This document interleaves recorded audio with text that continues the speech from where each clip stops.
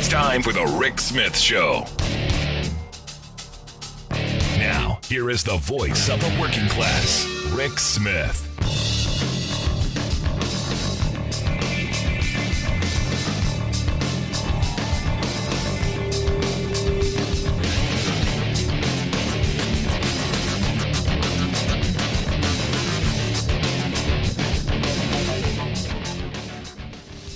And welcome, brothers, sisters, working class heroes.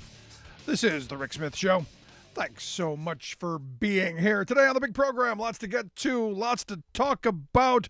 Finding it very interesting that the conservative groups are circling the wagons, lining up against the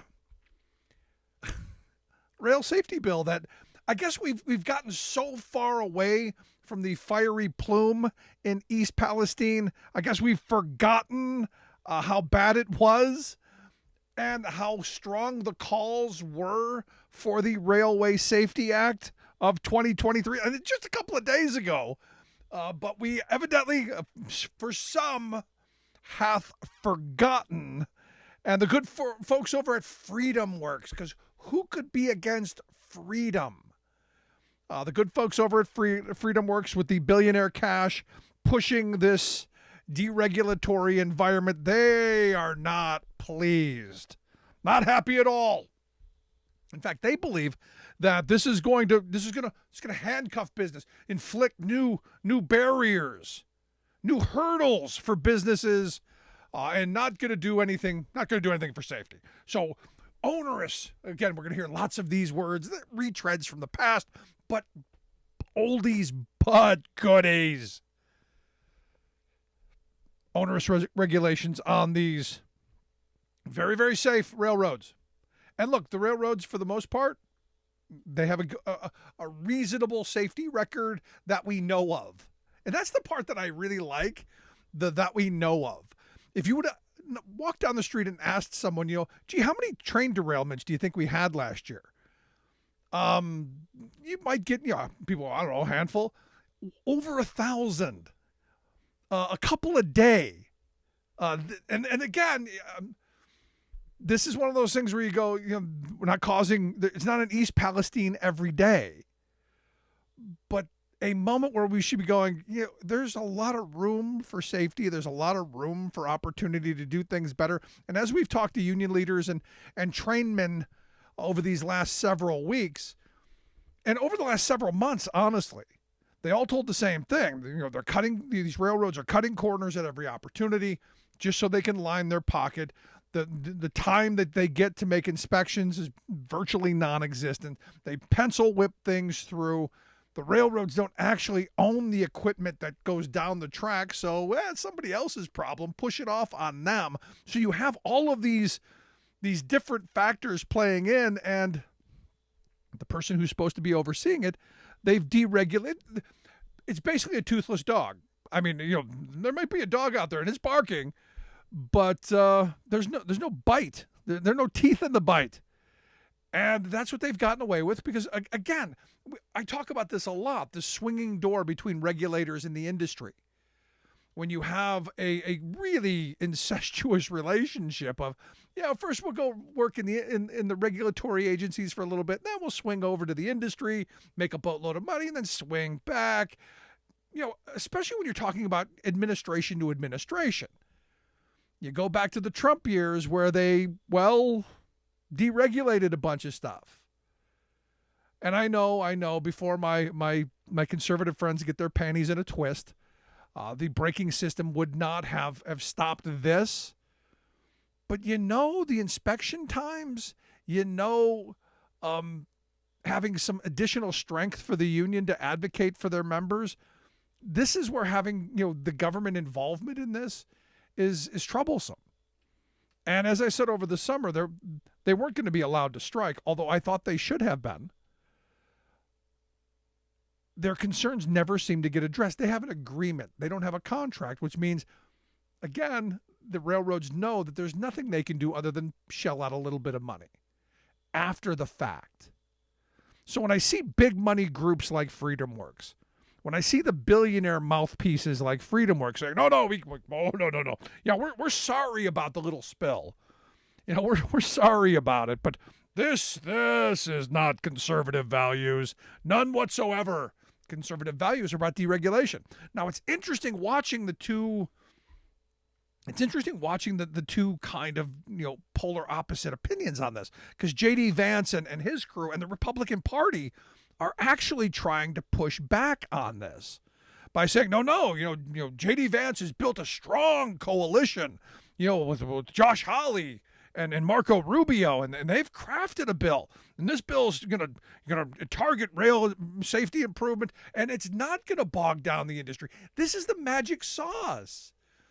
You won't even know the regulations are there. They're going to be so light and so, but the safety, absolutely. So this is one of these things. I got to tell you, it makes me go. The Railway Safety Act. The only reason I have any faith in it whatsoever is Sherrod Brown's a part of it.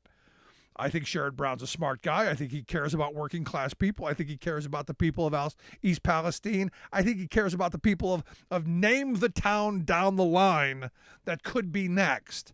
I think he cares about those folks. But I look at this and I see the moneyed interests, which are the Freedom Works, which are these front groups, these wonderfully euphemistic named groups, Americans for Dogs and Puppies, Americans who love mom and apple pie, who spew the most toxic garbage. And this is part of it. This idea of, we can't possibly have these onerous regulations, like requiring a minimum amount of time for inspections. And I love what the good folks at FreedomWorks said about this, because here's the thing. I actually agree with them on this point. They said operators would be required to create minimum time requirements for inspections rather than focusing on quality of inspections. And I'm going, I actually agree with that. But here's the thing. I've actually seen how big these boxcars are, because I spend a lot of time in rail yards. I don't know how you inspect one of those in 90 seconds. And yes, I said that right. Currently, to inspect one of these, 90 seconds. I defy you to walk around one of these things in 90 seconds, let alone the 120-point inspection that you're supposed to be doing. Now, quality of inspections for me is incredibly important. Minimum time requirements, not so much, because I know to do a minimum time requirement, a quality inspection is probably going to be more than the minimum that they've put in here. I agree with FreedomWorks. I want quality inspections. I want them checking things. I want the person on the ground to have the power to say, no, this is unsafe. I want these rail operators to have the exact same power that I've had as a truck driver for 30 years. That if something's not right, it doesn't go out on the road. If something's not right, the only place that it moves is from wherever it's parked to the shop to get fixed. And I think the average American, red hat, blue hat, green hat, orange hat, no hat, I think everyone would agree that's how it should be. If something's wrong with it, why take the chance? Well, the railroad company's like, hey, we got time to keep. Time is money, and we want the money. And what's the worst thing that can happen? Well, something like East Palestine. And to be honest, that's not even a big deal to them. It's a couple $1 million when they're making billions. Now, I love what FreedomWorks came out with their letter and said, this, if we do this, it could lead to potential unintended consequences. And my mind went to this place. You mean like safer rails, like safer trains, like less derailments, like maybe not another plume of smoke, not another community devastated by toxic fumes? I would hope that would be an intended consequence. But their response was, and I love this, rail companies would be forced to divert resources away from critical research and development. And I got to tell you, I don't know how much R&D Norfolk Southern and the others are doing on 120, 130-year-old technology. But okay. They say, which could have been otherwise used to advance new technologies, improve efficiency. Rather than advance this misguided bill, Congress should instead focus on the facts to best protect businesses, consumers, and taxpayers. They didn't say anything about people who live in communities like East Palestine. And the letter was signed on to by a who's who of who's who's of right-wing crazy. Top to bottom, the Job Creators Network of America and the National Taxpayers Union, all of the good right-wing billionaire-funded groups who spew poison all the time. When there's an idea that comes out of one of these groups, working people, it's bad for you. It's bad for us. Now, the one thing that I did agree with that they said, again, there's some things I agree with.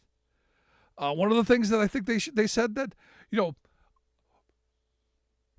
don't agree with the first part.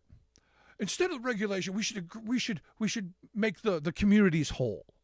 And I agree with that. We should be making these communities whole. We should be holding these railroads accountable, making every person whole. I'm sure you saw last week that the chief executive, Alan Shaw of Norfolk Southern, told the Senate that they're going to provide $21 million in assistance to East Palestine to help the residents and the affected emergency services. And I'm going, $21 million is nothing to their bottom line, which means they're never going to change. But I gotta think, a drop in the bucket when you consider all the people who lost work, you consider all of the property that's been damaged, you consider all of the damage that's been done to the waterways, and again, we don't know what the fallout's going to be. But what I do know is the Republican Party, who was all crazy, and Pete Buttigieg, there was a lot of Buttigieg. They're now, the moneyed Republicans are now circling the wagons. They're now circling the wagons because, that ideological thing that they believed in, that they've trained their base to believe, that they've, because look, I've got conservative friends. You mentioned regulations. They just foam at the mouth like a Pavlovian dog. A regulation, and they just foam. They don't know why. They've been trained well. That's in jeopardy when you look at the fact that East Palestine, that big plume of smoke, you look at the SV Bank, the Silicon Valley Bank, you look at the bank failures, this is deregulation. This is what not having a cop on the beat gets you. This is what having no oversight is getting you. This is what having defunding regulators. And I know, can't jump to conclusions. On this, I think it's pretty simple. When you don't have the regulations in place to do the things that you need, guess what happens?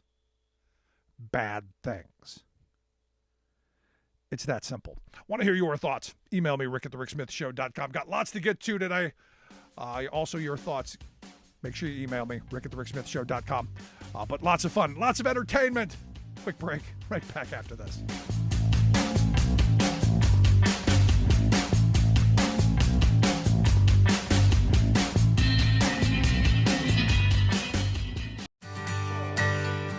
From the steel mills of Pennsylvania, to the auto factories of Michigan, to the modern makers movement, manufacturing makes our nation great.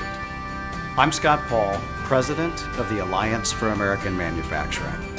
We bring business and labor together to advocate for policies that everyone can agree on. Together, we can strengthen manufacturing and create good-paying American jobs. Help us keep it made in America.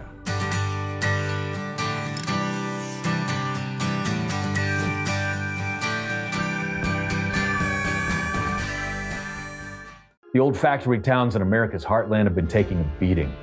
Thing is, though, there's a light at the end of the tunnel. The Inflation Reduction Act will lower energy prices and create millions of new jobs by dramatically increasing the manufacturing of solar panels, wind turbines, electric cars, and energy-efficient home appliances. We're finally turning things around after 40 years of screwing over working people. But will we keep moving in the right direction? That's our choice as Americans. We are AFGE. We support our nation's military and our nation's veterans. We protect our nation's borders and provide services to our nation's seniors across the country and here in Washington, D.C. The American Federation of Government Employees. We work for America.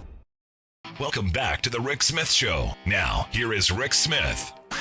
So, interestingly enough, according to the U.S. Attorney in Washington, D.C., there's going to be another 1,000 people could possibly be arrested and charged with the January 6th insurrection. Potentially another 1,000 people locked up. That should send the crazy folk who watched the video of Tucker Carlson's, that really well edited video. That should send them into a total tizzy. Because I actually had someone tell me that, the police escorted, the guy with the horns into the chamber. He didn't break in. They escorted him. And I go, you do realize you're watching the end of it? And they were getting them out? And this is the problem with watching clips of things and being shown, bits and pieces without understanding the entire timeline. Because they know that most people are just going to bite. Scary, sad times. Let's quick go to the phones. Got Alice on one. Alice, how are you today? I'm doing well. What's on your mind? So, let's just face it. Anytime the Republican Party or an evangelical comes up with an idea, you can bet that a couple of things are going to happen. One, it's going to take away somebody's protections. And second of all, it's going to cost the taxpayers. Yep. And it's going to be a real bad idea. I don't disagree. With them, you can just bet on it. Well, I mean, we've seen the last 40 years in action, and this is learned behavior. Every time we see this movie time and time again, and the question I keep coming back to is, when do we learn? A lot of us learn, unfortunately. The base is incapable. That's my opinion. They are totally incapable of learning. Yeah. I mean, I see it every day, and I just shake my head and go, if it didn't work the first 30 times, why did you think that it was going to work again? And then I always tell them, one of the definitions of insanity is doing the same thing over and over and expecting you're going to get a different result. And here we are. But have a good evening, Thanks, Rick. Alice. Appreciate it. No, I mean, and again, I go back to, when do we learn? Because we've seen this movie time and time again. We regulate something, and then, they spend a lot of money, and they deregulate it, and then something bad happens, we regulate it again. They spend a bunch of money, say, no, we learned this time, we won't do it again. We promise. We learned, and then they do it again. And then we regulate it. It's this kind of pendulum, to where you go, at some point, do we not learn? Answer, no. Now, interesting, I got to see some of Mike Pence's speech with the Gridiron Club, which is supposed to be kind of a light thing, but he really went after Donald Trump, which I found interesting. Getting a little spine I didn't think he had. But the part that caught my attention, and I think caught a lot of people's attention, because Trump, loves to, court the evangelicals. He loves to talk about, him being godly, and which is weird. A guy who's been married a couple of times, had some, really. I guess I listened to him too many times on Howard Stern to buy any of it. But Pence said that, he said he read some of those classified documents they found at Mar-a-Lago were stuck inside the president's Bible, which proves he had absolutely no idea what they were. And that's kind of a shot. Now, is that enough? Is that enough for the evangelicals to turn their back on Trump? Because I don't know how you look at Trump and go, oh yeah, he's a godly man. And then I started to think about it. then my mind, of course, because this is what I do, my mind started going into, well, Rick, you're stuck on that hippie liberal Jesus you learned about. The one who talked about feeding the hungry, healing the sick, helping the poor, taking care of the elderly. Those things you learned as a young kid that were beat into you, in the Catholic Church that still cared about peace and social justice. This is the new and improved Jesus. This is the gun-toting, heat-packing Jesus. This is Republican Jesus. And there, I gotta tell you, I think Trump is right on. He is the Republican Jesus incarnate. You remember his health care plan? Pay or die. What could be more Republican Jesus than pay or die health care? Sorry, you don't have the money? You can't feed our bottom line? Better luck next time. Ask those families at the border that they broke up and could never put back together. What's more Republican Jesus than that? Enriching the wealthy? See, I remember hippie liberal Jesus talking about, a rich man having a harder time getting into heaven than a camel getting through the eye of a needle. Trump just gave away a whole bunch of money to the very wealthy because they can buy their way into heaven now, evidently. Deregulate everything because, Jesus was about the invisible hand of the market. Never mind the Holy Spirit. We've got the invisible hand of the market. And, my mind goes into school lunch programs. We talked about this yesterday. School lunch programs, they'll just make those kids more dependent. I mean, it's crazy. But there's a whole part of this that's bizarre to me because, look, I want to walk on the same path as some of my religious friends because I believe in some of this stuff. Make sure that you help people. Make sure that the hungry get fed, that the sick get care. Live that golden rule, or at least the silver. But no, it's hooray for me and the heck with everyone else. And I point to this Tennessee representative, Congressman Andy Ugles. Ugles, we've talked about before, has a very creative kind of resume. You may remember he was an economist. He was all kinds of stuff. He's been everything. He's like George Santos, a little bit light, although I think this stunt going to take him well over. Because it's now being questioned what he's done with $25,000 that was donated through a GoFundMe account to create what they're calling, and this, I didn't know this stuff happens, but they're a children's burial ground is what he said that he was going to build, complete with, big statues of angels and, all kinds of stuff. And what it is if you have a child that's stillborn, I know people who have had miscarriages, late, and they will bury the child, the fetus, and there's a place for that. Well, this guy was raking in money to do this, and now we find out, well, there's no burial ground. And he claims that he didn't do it because onerous regulations. Regulations, again, can't have. Turns out there are no regulations in Tennessee to do this. But again, fall back on that. It's those regulations. So he's not saying where this money went. And I can tell you probably where it went in his pocket. This was a scam. And this is the thing that gets me with some of these folks who wear their piety on their sleeve. A lot of it's about the con. And look, I know good, decent religious people who would give to help families who are struggling. And to have some scumbag do such a filthy thing, I don't know. I'm struggling with it.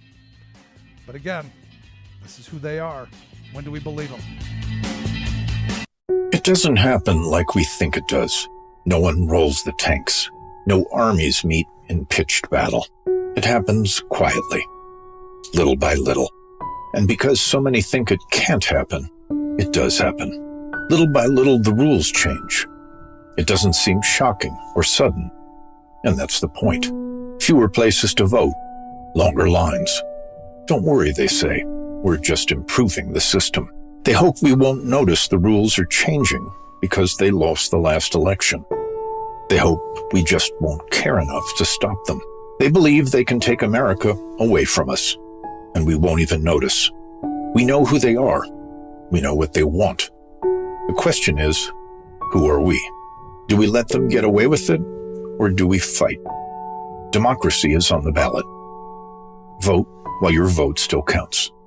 The Lincoln Project is responsible for the content of this advertising. I've been driving buses for 5 years, and my day-to-day routine is I wake up a little earlier than most people. I get on a bus, I go out, I pick up some students and make sure they get to school nice and safe. Here in Fairbanks, Alaska, that can be a challenge because of the winter weather and the icy roads. But I love the job.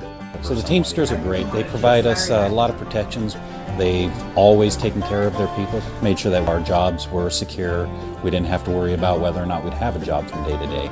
And that's amazing because before we'd be working 4, 6, 8 hours a day and only earning minimum wage was real difficult to make a living. And then the Teamsters pushed a lot so we make something we can live off of and not have to have a second job. What absolutely gives me peace of mind, the union membership allows me to focus on this job without having to worry about whether or not my family is going to be taken care of. I'm Andrew Case, and I'm proud to be Teamsters Local 959.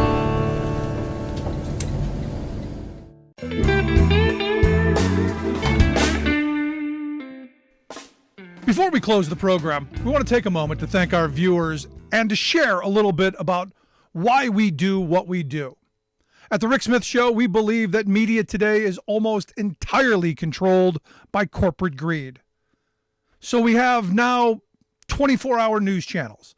But instead of 24 hours of news, what we get is 1 hour repeated 24 times, and with tons of commercials creating obscene amounts of profits. Information once presented as a public service has now become a private commodity. So when lies make money, lies are what we get.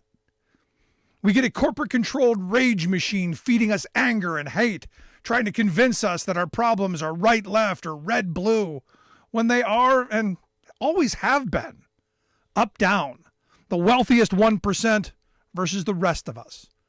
Our goal is to be an alternative to that machine, not as a news show with a fancy journalist out front, but as a talk show run by a union truck driver and a team of working-class heroes just like you.